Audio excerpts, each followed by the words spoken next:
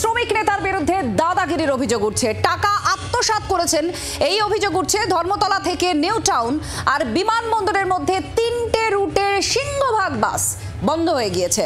জি 24 ঘন্টার খবরে তৎপর হয়েছে পরিবহন দপ্তর, আর তারপর থেকেই খোঁজ পাওয়া যাচ্ছে না অভিযুক্ত শ্রমিক নেতার।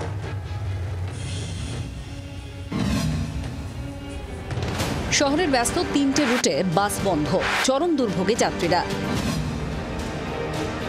নেতার দাদাগিরি আর তার জেরে বাস বন্ধের এই অভিযোগ সম্প্রচার করে জি 24 ঘন্টা। নেতার দাদাগিরি, কার্যত বন্ধ বাস রুট 46, 46-এর এ, 46-এর বি, এই 3টি রুটের প্রায় 65টি বাসের চাকা গড়াচ্ছে না। চরম দুর্ভোগে নিত্যযাত্রীরা। 46 নম্বর রুটের বাস এয়ারপোর্ট, উল্টোডাঙ্গা, মানিকতলা হয়ে ধর্মতলা পর্যন্ত চলে। 46A রুটের বাস নিউটাউনের মুনবিম থেকে ছেড়ে আকাঙ্ক্ষা মোড়, বিধাননগর রোড স্টেশন, শিয়ালদা হয়ে ধর্মতলা পর্যন্ত যায়। একইভাবে 46B রুটের বাস মুনবিম, সিটি সেন্টার 2, উল্টোডাঙ্গা, শিয়ালদা হয়ে ধর্মতলায় যায়। এই 3 রুটে সব মিলিয়ে 65টি বাস চলে, যার মধ্যে 63টি বাসই গত বুধবার থেকে বসে গিয়েছে। গোটা ঘটনায় কাঠগড়ায় তৃণমূলের শ্রমিক সংগঠন INTTUCর নেতা হীরালাল কেউটা। এই শ্রমিক নেতা একটা সময়, তিনি দীর্ঘদিন ধরে এই রুটের সঙ্গে জড়িত। তিনি একটা সময় এখানকার যে সমস্ত কর্মীরা, শ্রমিকরা, চালক, কন্ডাক্টর, খালাসি, তাদের যে বোনাস, এই বোনাসের টাকা এই সমস্ত বাস মালিক যারা, তাদের কাছ থেকে সংগ্রহ করেছিলেন এবং সংগ্রহ করার পরে সেই টাকাটা তিনি শেষ পর্যন্ত আর শ্রমিকদের কাছে পৌঁছে দেননি।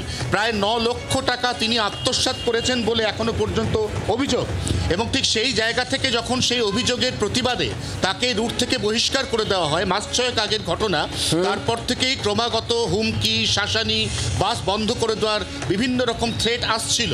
এবং শেষ পর্যন্ত 26 তারিখ অর্থাৎ পরশু দিন এই রুটের সমস্ত শ্রমিক, তাদেরকে তিনি এমন কিছু একটা থ্রেট দেন যার জেরে শ্রমিকরা ভয়ে আর কাজে আসছে না।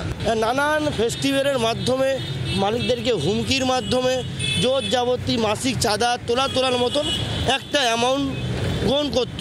যদিও অভিযুক্ত শাসক নেতার দাবি শ্রমিকরা তাঁরই পক্ষে। উপরে লিডারের উপরে তো কথা বলতে পারবো না, লিডার যা বলবে তাই আমাকে শুনতে হবে। বলছি এখনো গাড়ি আমরা চালাবার পক্ষে। এখন আমার স্টাফ বলছে আপনি বলুন, আমাদের গাড়ি চালাবে স্টাফ। আমরা বলছি ব্যবসা গাড়ি বন্ধ করে আমরা কোনো অভিযোগ করতে চাই না। এই খবর সম্প্রচারের পরে নড়ে চড়ে বসে পরিবহন দপ্তর। জি 24 ঘন্টায় দ্রুত ব্যবস্থা নেওয়ার আশ্বাস দেন পরিবহন মন্ত্রী স্নেহাশিস চক্রবর্তী।